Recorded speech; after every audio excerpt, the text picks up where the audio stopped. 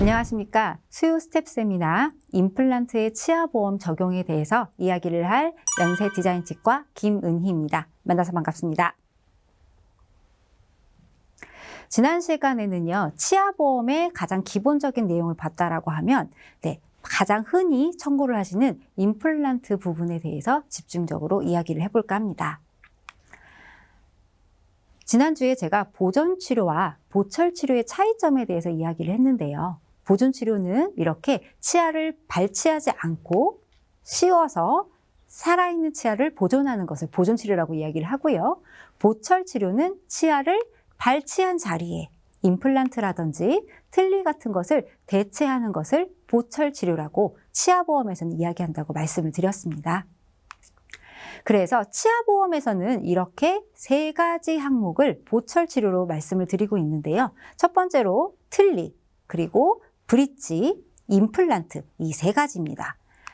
이 세 가지는요, 각자 그 치아 발치 개수에 따라서 조금 달라지긴 하는데요. 틀니 같은 경우에는요, 만약에 치아를 하나를 뽑고 틀니를 했다라고 하면 전체 보철물을 다 지급을 하는 반면에 브릿지라든지 임플란트 같은 경우에는 치아 하나당 하나가 적용이 된다는 사실을 이해해 주시면 좋을 것 같습니다.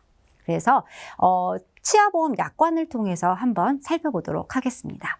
일단 그 같은 보험사라고 하더라도요, 그 가입 시기에 따라서 이 치아보험의 버전이 달라집니다. 그러면서 지급되는 보장 개수라든지 아니면 보장 한도 같은 것도 좀 달라지고 아예 보험 내용 자체가 바뀌는 경우들도 있습니다. 그래서 오래전에 가입한 치아보험 같은 경우에는요, 재해라고 해서 치아가 깨지거나 부러지는 경우 발치를 하고 임플란트를 했을 때 이렇게 재해를 통해서 하는 경우에는 치료를 하는 경우에는 보험금을 받지 못하는 경우들도 있습니다.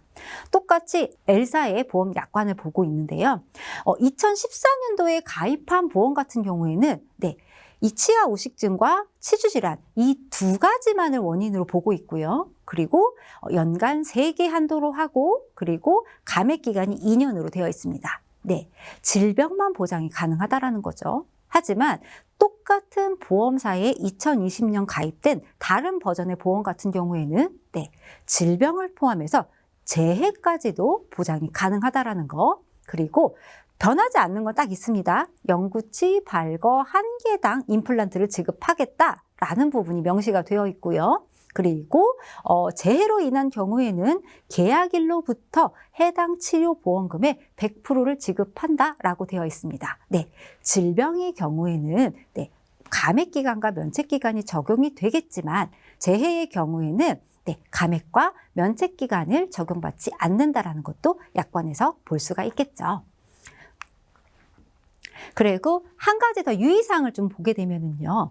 L사의 2014년도 가입된 보험 같은 경우에는 보장 개시일이 180일로 명시가 되어 있습니다. 하지만 2020년 가입된 보험의 약관을 보시게 되시면 보장 개시일이 90일로 되어 있습니다.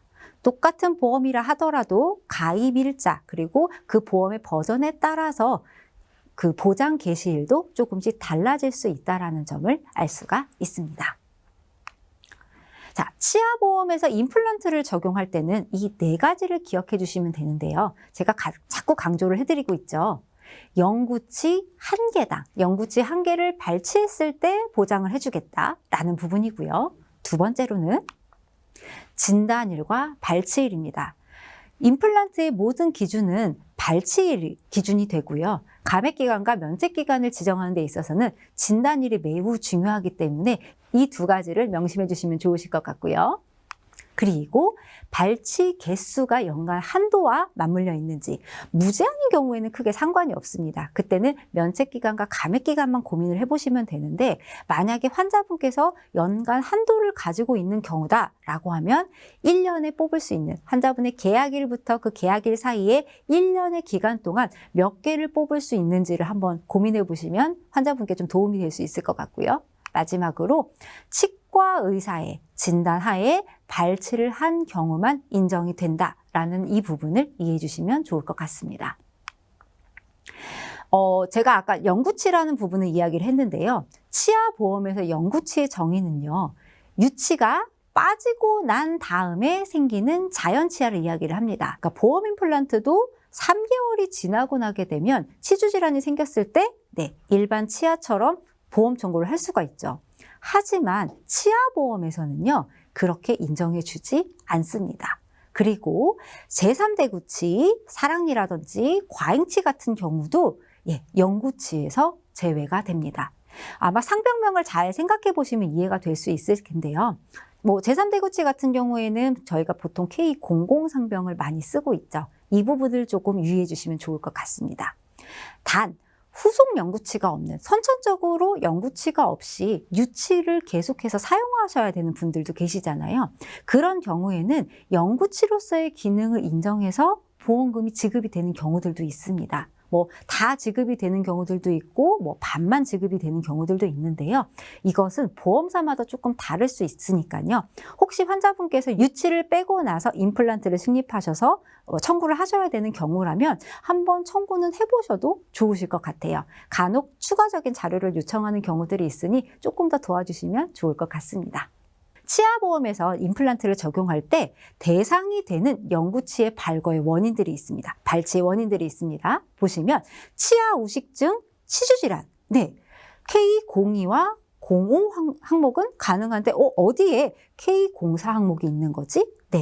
근관 충전, 그러니까 치근관 충전에 이 부분이 바로 K04도 보장해 준다는 이야기를 포함을 하고 있고요.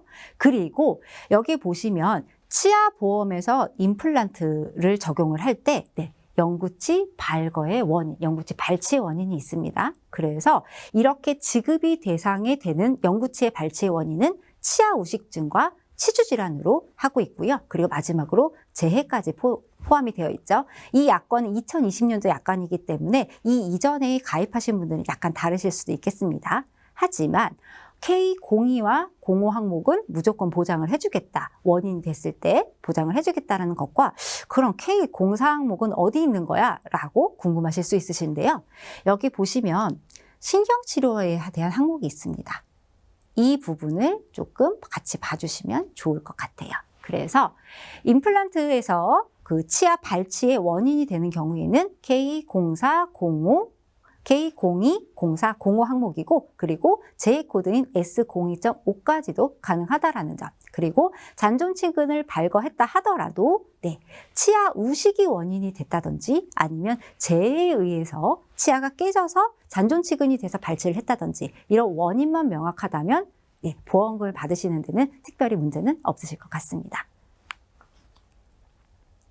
그리고 원인 중에 하나 대상이 되지 않는 경우들이 있습니다. 대상이 되지 않는 경우에는요, 틀니를 만들기 위해서 치아를 뽑는다든지, 그러니까 재해가 원인이 아니라 그냥 멀쩡한 치아를 틀니를 만들기 위해서 뽑는다든지, 아니면 치열 교정을 위해서 발치를 한다든지, 그리고 매복됐다든지 완전 매복돼 있는 그 매복치 같은 경우에 발치를 하고 그 자리에 임플란트를 심는다고 해도 보장을 해주지 않습니다.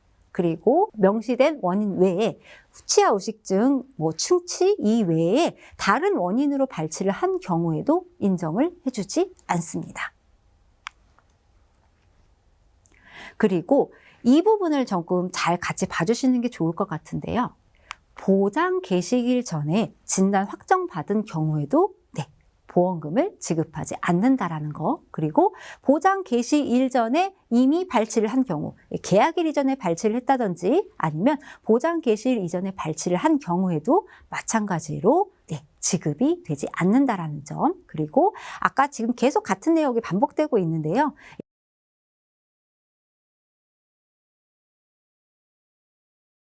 다른 치과 치료를 위해서 임시 치료를 받는다라든지 아니면 미용 목적으로 치아가 삐뚤삐뚤한데 이를 뽑고 다시 임플란트를 한다. 그건 조금 좋지 않은 치료법이기는 하지만 이런 경우에도 질병이나 재해가 원인이 되지 않기 때문에 보험금을 인정해주지 않을 수 있습니다. 그래서 조금 정리를 해보자는 의미에서 제가 좀 극단적인 케이스를 한번 보여드리는데요. 만약에 면책 기간 동안에 36번 치아를 치주염으로 발치 진단을 받았습니다. 하지만 발치를 하지는 않았고요. 35번 치아는 외상으로 파절이 돼서 발치를 했습니다. 면책 기간 동안에. 그래서 보장 개시일이 지나고 나서 감액 기간 동안에 그동안 앓고 있던 36번 치아와 같이 37번 치아를 발치를 하고 2년이 지난 보장 기간이 시작된 이후에 3개 치아 모두를 임플란트를 식립했습니다. 이때 35번 치아는 외상으로 인해서 면책 기간 동안에 발치가 됐다 하더라도 외상으로 인해서 발치를 했기 때문에 100% 지급이 가능하겠지만 36번 치아는 면책 기간 동안에 치주염으로 진단만 받았음에도 불구하고 지급이 거절될 수가 있겠고요. 마지막으로 37번은 감액 기간 동안에 발치를 했기 때문에 지급액의 반만 지급을 받으실 수가 있습니다. 그래서 정리를 하자면 임플란트의 지급 기준일은 발치일이 되지만 면책 기간 동안에 진단을 확정받거나 감액 기간 동안에 진단을 확정받는 경우에는 지급이 거절되거나 반액만 받을 수 있다는 점 유의해 주시면 좋을 것 같습니다. 혹시 이런 치아보험 들어보셨는지 모르겠어요. 실버 치아보험이라고 해서 60대 어르신들을 위한 치아보험이 따로 나왔거든요. 임플란트나 아니면은 크라운 치료 같은 것을 중심으로 그 보장이 강화된 상품이라고 많이 광고들을 하고 있는데요. 그래서 저희는 가입이 안 됩니다. 혹시 보시는 분들 중에서 되시는 분들도 있겠지만 보통 60대부터 가입이 가능하다라고 보시면 될 것 같고요. 그래서 감액 기간 없이 보장된다라는 거. 그러니까 91일이 된 날부터는 무조건 100% 지급이 가능하다라는 보험인데요. 근데 여기서 주의하셔야 될 것은 연간 3개 한도지만 첫 번째 2개까지는 100만 원이 아닌 30만 원만 지급된다는 것이 어떻게 보면 함정일 수도 있을 것 같습니다. 그래서 이것은 누적 한도를 이야기를 하는 거고요. 연간 리셋되는 거는 연간 리셋되는 부분은 아닙니다. 그래서 누적 2개까지는 30만 원만. 잘 생각해 보시면 65세 이상 어르신 중에서 치과 건강보험에서 하는 임플란트를 적용받지 않은 경우라면 이렇게 적용받으셔도 크게 나쁘진 않을 것 같죠. 하지만 이미 사용하신 분들이라면 이미 보험 임플란트를 사용하신 분들이라면 조금 억울할 수도 있는 보험일 것 같습니다. 하지만 누적 3개부터는 모두 100만 원, 그러니까 모두 가입된 금액을 받으실 수가 있는데요. 예를 들어서 2023년도에 그 실버 치아보험을 가입을 하시고 임플란트를 3개 심으셨습니다. 물론 가입하고 91일이 지난 이후입니다. 그러면 2개까지는 60만 원, 하나당 30만 원씩 2개인 60만 원을 받으실 수 있겠지만 하나는 100만 원을 받아서 총 160만 원을 받으실 수 있겠죠. 만약에 이 보험을 계속 가지고 계시다가 내년에 혹시 3개를 더 추가 신입하셨을 때는 그때부터는 누적 4개부터가 시작되는 거기 때문에 300만 원의 보험금을 받으실 수가 있게 되겠습니다. 그래서 실버 치아 보험은 어르신들을 위한 보험이지만 약간의 함정이 숨어 있다는 걸 이해해 주셨으면 좋겠습니다. 그리고 예전에는 치아 보험에서는 정말 임플란트 하나만 딱 보장을 해줬다라고 하면 최근에 출시된 보험들 같은 경우에는 뼈 이식까지 같이 보장을 해주고 있습니다. 그래서 특정 임플란트 치조골 이식술 치료비 물론 특약입니다. 이 특약을 가입하신 분들에 한해서는요. 보험금이 발생이 되는 원인, 그러니까 임플란트를 했을 때 치조골 이식술을 같이 한다면 그 계약된 금액만큼의 치조골 이식술 치료비를 받으실 수가 있습니다. 단 임플란트 없이 치조골 이식 수술만 한다? 이 경우에는 해당이 되지 않는다라는 점 유의해 주시면 될 것 같고요. 영구치 발거 1개당 지급을 합니다. 그래서 임플란트를 시술할 목적으로 임플란트와 같이 청구가 된다라고 하면은 가능하고요.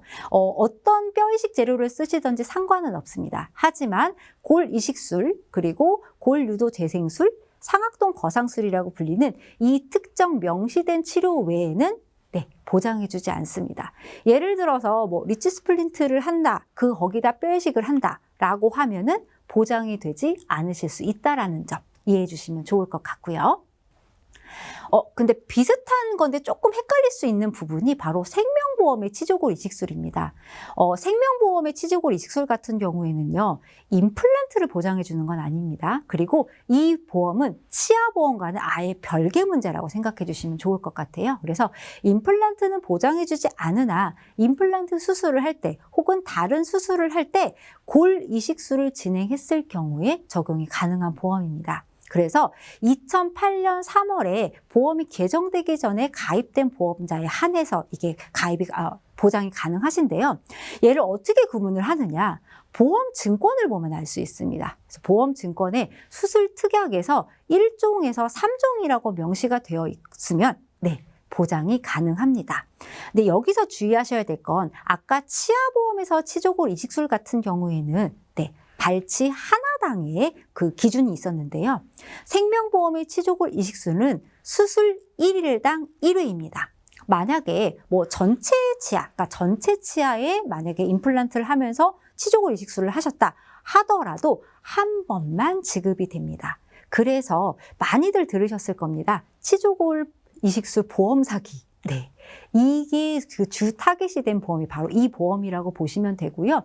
2008년 3월 달쯤에 이 판매가 중지됐음에도 불구하고 계속해서 꾸준히 청구가 되고 있는 보험 중에 하나로 보시면 될 것 같습니다. 이 보험을 청구하실 때는 반드시 진단서가 필요하시고요. 그리고 진단서 내에 치조골 이식술을 동반한이라는 문장이 꼭 들어가야 하겠습니다.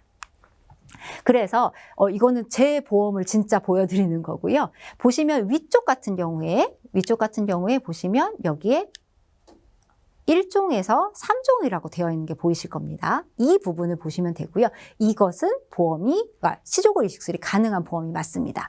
하지만 밑에 보험처럼 1종에서 5종으로 되어 있는 경우에는 해당되지 않습니다. 이 근거를 조금 보여드리면요. 네, 수술에는요, 수술 분류표라는 게 있습니다. 그래서 첫 번째 보험 같은 경우에는 골 이식술에 똑같이 2종으로 해당이 되어 있지만 다른 단서 조항이 없습니다. 하지만 1에서 5종의 수술 분류표에 보시면 네, 똑같이 2종이기는 하지만 밑에 단서 조항이 하나가 있죠. 보시면 네, 칙은 치조골 이식 처치라든지 임플란트 수술에 수반하는 것은 제외함. 네, 그래서 이 근거를 통해서 1종에서 3종으로 가입된 보험 같은 경우에는 네, 적용이 가능하지만 1종에서 5종으로 가지고 계신 보험 같은 경우에는 적용을 받으실 수가 없다는 점을 이해해 주시면 될 것 같습니다. 가끔 이런 경우들 있지 않으세요? 집에서 이렇게 흔들흔들 하다가 내가 턱 뽑았어. 이거 혀로 이렇게 미니까 뽑았어. 라고 오시는 어르신들 종종 계시는데요. 원칙적으로는 집에서 뽑은 경우에는 보장이 불가합니다. 왜냐하면 이 계약에 있어서 영구치 발거, 발치 치료 같은 경우에는 의사가 판단을 해서 직접 뽑는 시술을 의미한다고 약관에 명시되어 있기 때문입니다. 그래서 만약에 댁에서 집에서 뽑고 오셨다라고 하면은 안타깝지만 원칙적으로는 보장이 불가하다고 말씀을 드려야 합니다. 단 집에서 뽑았음에도 불구하고 이 발치가 치아보험 가입 이후에 그리고 보장 개시일 이후에 자연 발치가 됐다는 증빙 서류와 그래서 발치 전 엑스레이라든지 아니면 원장님의 발치가 자연 발치가 되었다는 소견서가 있는 경우에는요, 네, 심사를 통해서 일부 가능한 경우들도 있습니다. 그래서 보통 50% 정도까지 지급을 받는 케이스도 봤는데요. 단 보험사마다 다를 수 있으니 혹시 이런 경우에 이렇게 도움을 주실 수도 있을 것 같습니다.